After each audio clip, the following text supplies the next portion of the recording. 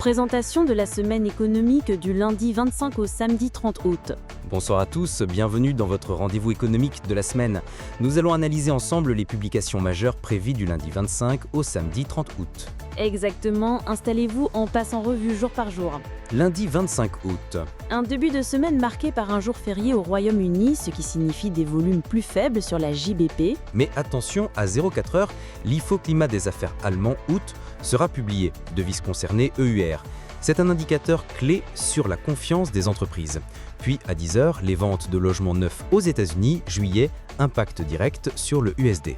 Mardi 26 août. La journée de mardi sera dominée par un seul rendez-vous majeur.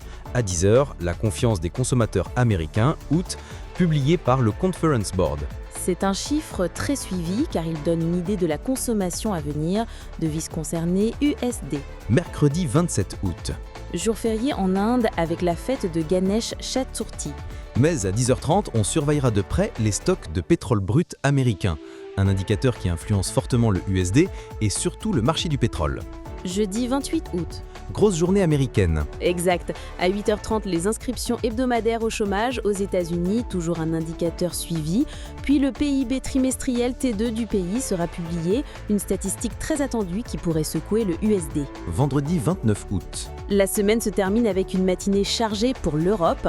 Dès 2h45, la France publie un PC mensuel août, PIB trimestriel T2, PIB annuel T2. Tout cela concerne directement l'euro. À 3h55, c'est l'Allemagne qui annonce l'évolution du nombre de chômeurs août, puis à 8h, l'INPC mensuel août. À 8h30, place aux États-Unis avec le PCE Core juillet, à la fois en version annuelle et mensuelle. Cet indicateur d'inflation est la mesure préférée de la Fed, donc gros impact possible sur le USD. Un dernier rendez-vous à 21h30 avec la Chine, qui publiera son PMI manufacturier août, devise concernée CNI. Alors, semaine calme ou agitée?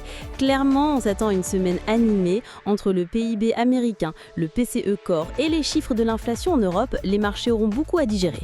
Comparé à la semaine dernière, cette semaine est beaucoup plus dense. La précédente était marquée par des données plus dispersées. Climat des affaires allemand, confiance des consommateurs US et stock de pétrole.